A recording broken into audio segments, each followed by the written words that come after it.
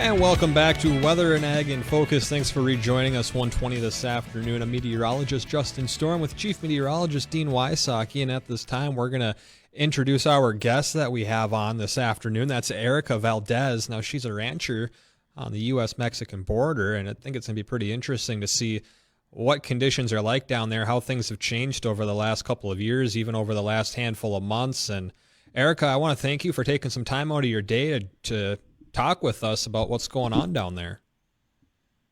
Thank you for having me. I appreciate it. Yeah, and I'll open this up to the listeners. If you have any questions or you want to ask us or Erica a question about, what's it like down there, what's actually going on, what isn't being said about what's happening, give us a phone call. We want to hear from you, 701-293-9000. Again, that phone number to connect to our studios is 701-293-9000.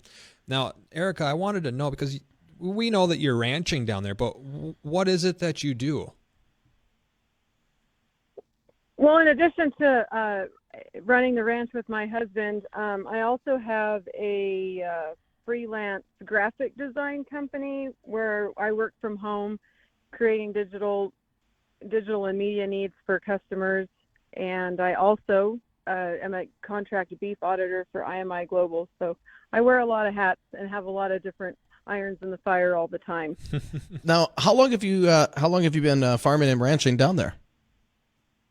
I was born and raised on the ranch that we are on right now. My husband and I moved back here about 13, 14 years ago to take over and manage my family's ranch. So been here most of my life, left for college and a little stint away from home, and now we're back and it's home. We love it. Nice. Now, what is your daughter? Is there any aspirations of her taking over the ranch, or is she going to kind of just focus on the photography end?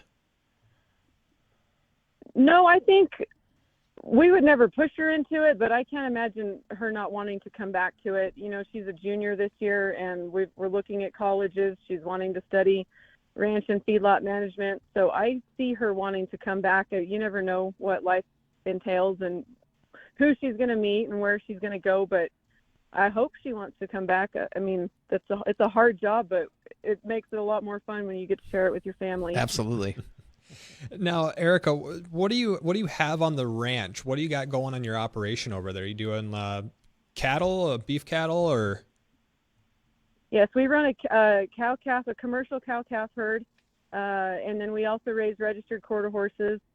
And in our country, we run about 8 cows to a section, so we've got over 64 sections of land that we try to manage, and on top of raising colts and starting colts, and it's a lot of work. Oh, I bet. And how have things changed over the years since you had, you said you had kind of went back to the ranch 14 years ago? How have things kind of changed over the last decade, and then we'll kind of lead into if things have changed in the last, say, year or two with the border crisis and everything going on down there? Okay. So when I was in high school, I remember we would run across parties out on the ranch that were coming across groups of illegals that were coming here for work and for, a legitimate, better way of life. And most of them were true family units, and we would approach them with what I would consider a Christian mentality. We would, give them water, give them a place to stay. If they needed a ride, we'd give them a ride. Sometimes we'd work them for a couple weeks until they had enough money saved up, and then they would move on. In the 90s, I remember big groups, 50 to 100 coming through at a time, similar to what we're seeing with the asylum seekers now.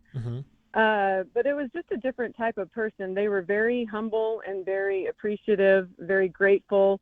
They wanted to work. They didn't want a handout. And over the years, we've seen such a change in the dynamic of the type of people that are coming across. What we see now is more of a criminal type person, a lot of drug dealers. The drug dealers have always been there, but the traffickers that are coming across are dangerous. They're carrying, ARs. Most of them are wearing American military camo and carpet shoes and masks, and they don't want to be seen. So when you do see them, it's a surprise for everybody. It's just a different type of person that we're seeing now.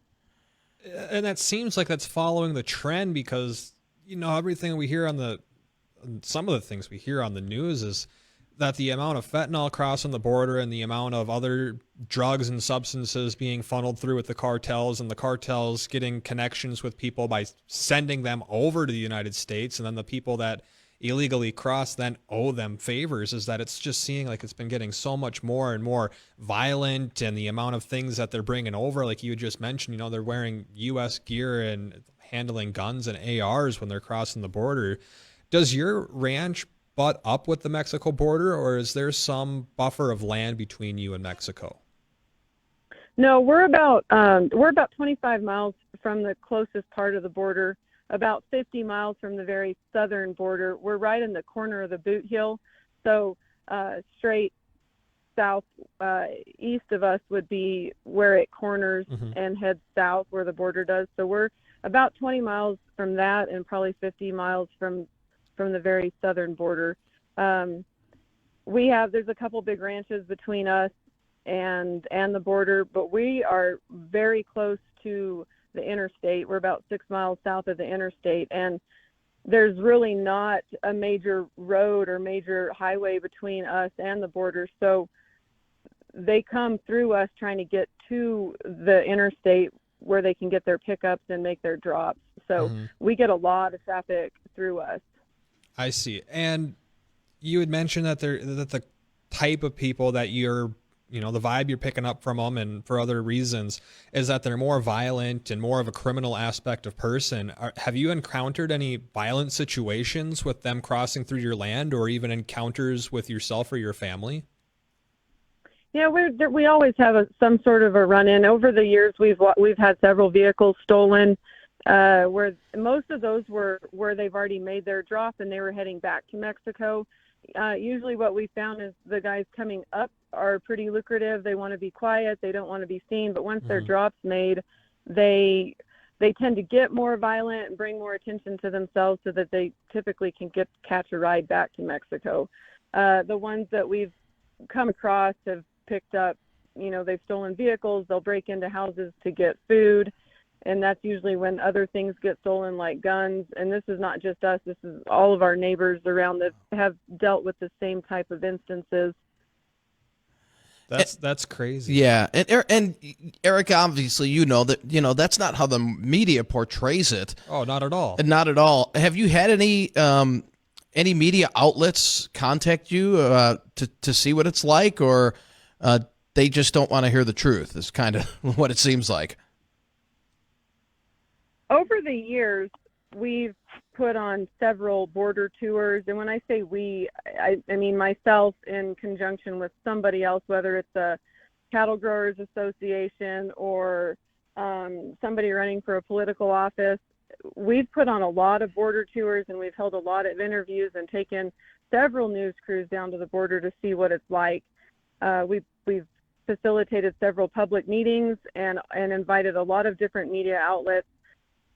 It's been interesting to me to see, the more conservative media outlets have been more receptive to what we have to say, and they usually try to portray an honest picture of what we're dealing with. But it's just weird to me. There's such a blind eye that's turned to everything down here, and I think that's why I keep being so vocal about it, is because we just are trying to get the truth out. We want people to know that there's a lot of American citizens down here that are dealing with stuff that they never should have to, and people far away, even 150 miles, much less where you're at, just don't get it. Wow. And what do you do for security purposes? I mean, you've got a daughter, and you and your husband. Is there any special security situation that you're undertaking right now, or how do you know? Not really. No? We pack, all of us pack, whether we're riding or just driving out. We always have some kind of a pistol or firearm with us.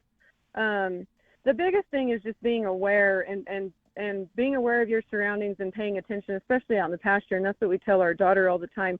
Once she was old enough to make a circle by herself or get dropped off and be part of the gather and wasn't, right with one of us the whole time, it took on a whole new stress level for me and for my husband just to worry about her making it back to where the drives came together. And we don't let her pack. She wants to, but we just don't really feel like she needs to take that responsibility on just yet. But little things like, I always tell her, stay off your phone, be looking around, don't be just looking down, look around, see what's going on.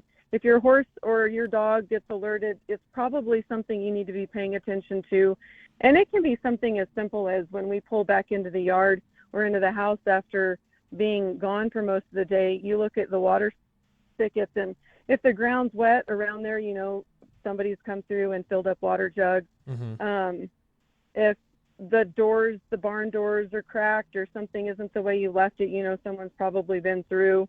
The biggest thing for us is the guys that will overnight in our hay barns. We always tell our daughter, when you go out to feed in the morning, you pay attention. If there's anyone in the barn, don't let them surprise you. You need to be paying attention. It's just a heightened awareness that most people don't ever have to worry about. Right. So you've actually had people at more or less your doorstep? Oh yeah. Oh wow. They'll come through. It's funny, the ones that, and this is why I say that the type of person has changed over the years. Now, the people that we're seeing, they're demanding. I mean, they come in, they want to charge their phone, they want something to eat, really? They want a ride to the interstate. It's just so different from the people that I encountered when I was in high school. So when they're making these demands, you said back in the 90s you do the Christian thing, which is fantastic, but with this being a different group, what do you tell them? I mean, no, you can't come in, or do you oblige them, or you kind of feel it out and see how they are? Yeah, it really depends on the type of group. If it's mostly men, we don't let them anywhere near the porch. If they have any kind of weapon with them, we tell them to go on and leave. If it's women and children, or if there's somebody that's sick or injured, we'll let them kind of hole up underneath the porch, and we'll get them water, and we'll call Border Patrol. But we typically would rather just send them on their way. We don't want them to think, we don't want it to get back to Mexico that they can stop here. Right. A lot of the time, once a couple or once a family opens their doors or makes it comfortable for people to stop here, they'll just get overrun with them because word spreads. Right. You just become a rest stop on the map basically for them.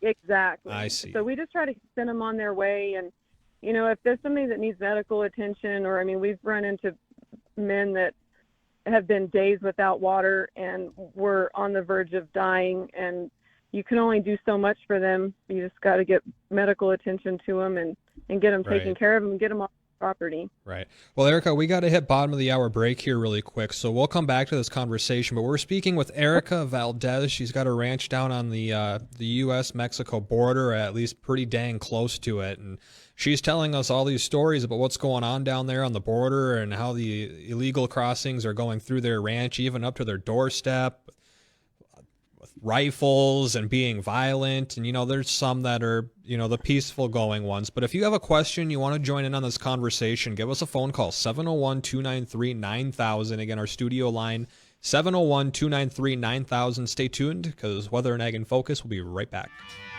Welcome back to Weather and Ag in Focus. Thanks for rejoining us. I'm meteorologist Justin Storm with Chief Meteorologist Dean Wysocki, and our guest today, a rancher down on the U.S.-Mexico border, Erica Valdez, is joining us. She's telling us about her stories, about what's actually happening down there and some of the things that aren't being said on the news.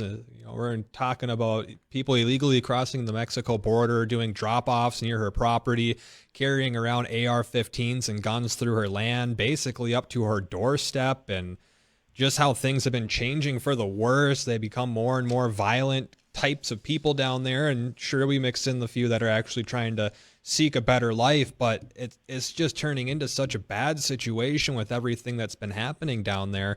And Erica, I want to know, what are they doing to your property? Is this affecting your ranch? Are they cutting your fences to get through the land, and then your cattle gets out? What's going on in that aspect? We rarely have any drive-throughs. Most of the drive-throughs happen right down on the border, so it's rare that we have to fix any fence. The biggest issue that happens for us is damage to water storages or pipelines or floats.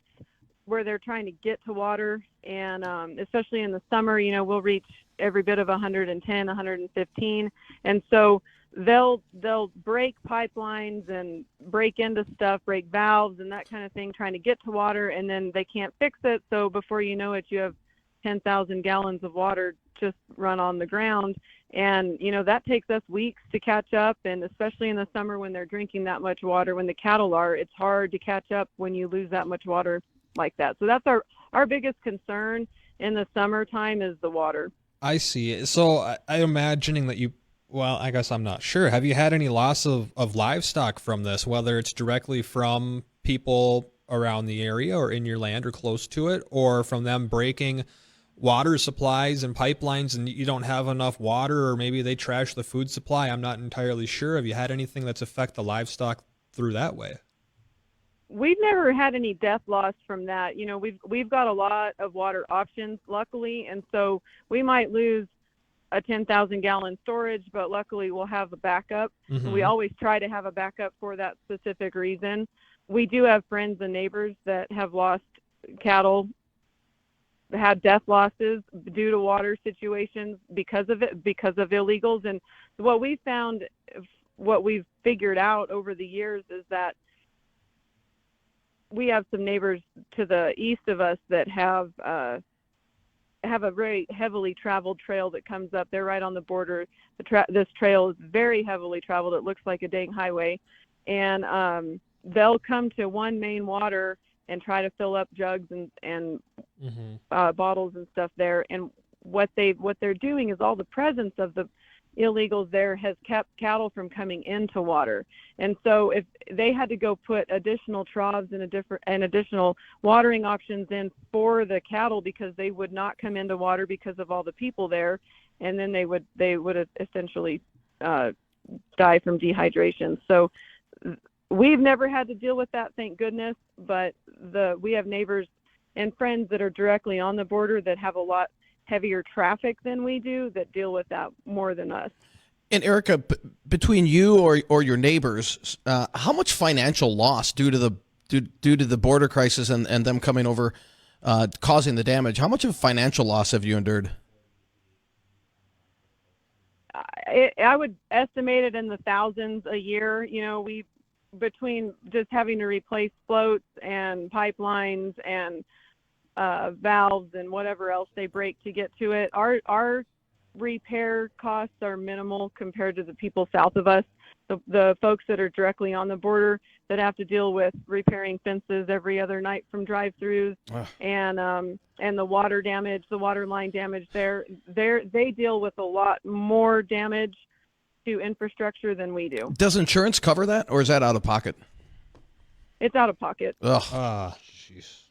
Man. Yeah, and especially those of our friends and neighbors that are directly on the border, when those drive-throughs happen, if they don't get out there to fix those fences immediately and they have cattle loss into Mexico, that's thousands of dollars worth of livestock that they're losing that they can't go get back. So, and what would you say is the best case scenario to change the situation?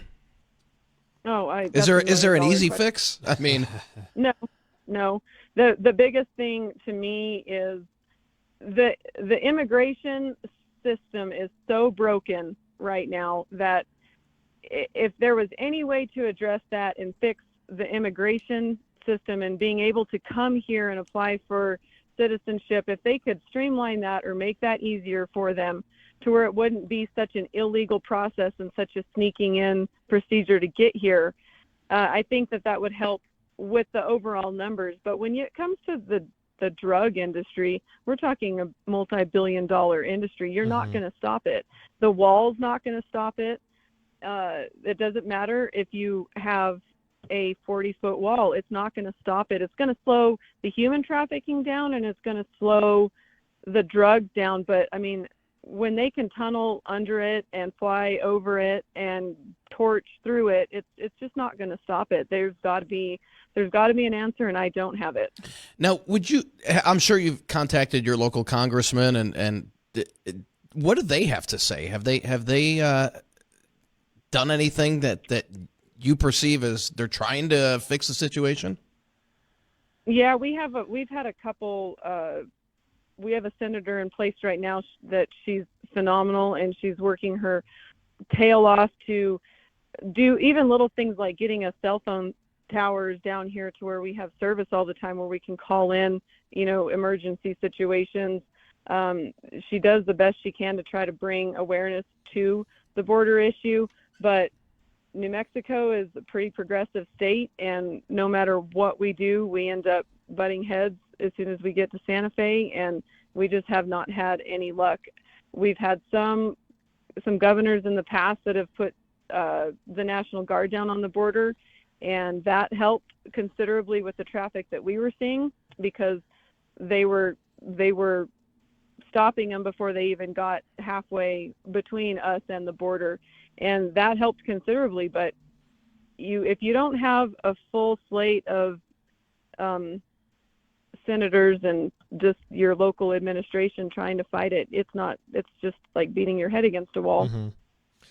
I got a handful of email questions here that have been coming in while we've been doing this interview, and a few of them are the same question, but this one here, they want to know what your relationship is with the border security officers down there on the ground. They obviously get portrayed one way through whichever different news outlet you're going through, but what's your actual relationship with them down there? That's a great question. We have a very good relationship with the Border Patrol agents that are in our area. Mm-hmm. We've made friends with a couple of them, and there's some that we trust fully, and they're the only ones I'll call. Or if our daughter's home alone, she knows who she needs to call. We're very blessed with a good bunch of Border Patrol agents right now. The problem is that there's so much turnover within the Border Patrol that as soon as a guy comes here and starts figuring out the lay of the land and who the ranchers are and who the locals are, they get transferred somewhere else. And so it's just constant turnover, and you never really know. I hate to say it because I don't want to paint the Border Patrol in a bad light, but you don't really ever know who is on the cartel's payroll and who's not. Mm-hmm. So they're poor guys. Their hands are just tied. They want to do a good job. They want to protect us. But when they're getting leadership calls from above saying you can't do this or you can't do that, it's just it doesn't allow them to do their job. Yeah, they're not allowed to. They're not. And when you pull them all off the border and put them all in those FOBs to start processing all the asylum seekers that are coming across, it just leaves it wide open. Well, it doesn't help also when you get a news outlet that goes out and says the Border Patrol is beating illegal immigrants with ropes or something, and they're just, got them hurdled up together. But and Erica, has it gotten to the point, or have you ever thought, what, talking with your husband, I can't deal with this anymore. This is not going to get any better. Why don't we sell the ranch and everything that goes along with it? Have you gotten to that point, or have you ever thought about that? Several times, and we've had the conversation a lot over the last several years. Without getting into a lot of detail, we've had a couple of kidnappings down here that really spooked a lot of the locals, and we talked about leaving because of that. We've talked about just trying to find something easier country to move to ranch in. But at the end of the day, this is home, and we've worked our tails off to build it up to what it is, and I don't want to be the one to walk away from it. Right. Now, for our listeners up here, is there anything that I know you're doing everything you can with talking with, congressmen. Is there anything that our listeners could do? Like, hey, can we call our congressman and say, this is a big issue. I mean, although the media is not portraying it as such, let's do something to get this fixed. Is there anything our listeners can do? Absolutely. And this is what I say all the time. Yes, talk to your congressmen, talk to your senators, talk to your lawmakers, and see, even if all you're doing is spreading the word about what you heard with actual facts, you're still doing something positive. I feel like so many people kind of put their head in the sand about it, or like you said, the media is just not portraying the realities of it. And it's easy to live in your own little world. And so the more that people talk about it and the more they spread the word and the more they hear this interview and they say, do you know what I heard on the radio today? those are the kind of stories that we want out, and we want people to understand what the reality is like down here. I don't know as far as lawmaking goes what we can get done, but the more we spread the truth, hopefully eventually it'll start taking root. Right. And we got a bunch of emails here, but there's no way we're going to get through them all in the length of our show. But here, this one has been a couple that have been a reoccurring question, and it's probably about as much time as we're going to have. Maybe we can sneak one more in after that. But how important has it been for the Second Amendment right for you to be able to keep that gun as a peace of mind or safety? Where does that sit with you guys? Oh, it's such a crucial part of what we do. I don't ever want to have to pull a gun on anybody, and that's one of the reasons we don't let our daughter pack right now, because I just don't want her to have that responsibility. But to be able to defend yourself in a situation running up against 5 or 6 armed men out in the middle of the pasture, if you aren't packing, you have no defense. Right. And not that one pistol is going to protect you against 5 or 6 armed men, but it might give you the fighting chance to get away. And so we're big believers in it. And did you say earlier, Erica, that you have run into, like you said, 5 or 6 armed men, and if or however many, and if you have you run into a confrontation with any of them in terms of, you said you haven't had to fire yet, correct? Right. Most of the time when we run into somebody, even if they are armed, I try really hard not to reach for my pistol or even show that I have it, unless they're pointing guns at us. And that's been a long time since we've run into a situation like that. Most of the time, and the last time that we ran into anything like that, it was because we scared them as much as they scared us, and it was a reaction just to pull your weapon and point it. But we try really hard not to go that route. We want to just make them get on their way and get off our property. And so we try not to raise a bunch of awareness to it. We don't call the Border Patrol unless like someone's dying or we found a really big stash of drugs. The rest of the time, we just kind of turn a blind eye to it and hope that they get on up to the interstate and get off of our property. I see. Well, I wish we had more time, Erica, because we have so many more questions we could ask you, but we have 1 minute and 15 seconds left of our entire show. I just want to thank you very much for taking the time again to jump on here, talk about this, and we hope that there's a lot listening that can start spreading the word, just like you had mentioned. In like 20 seconds or something, is there any last thing you'd like to say to the listeners?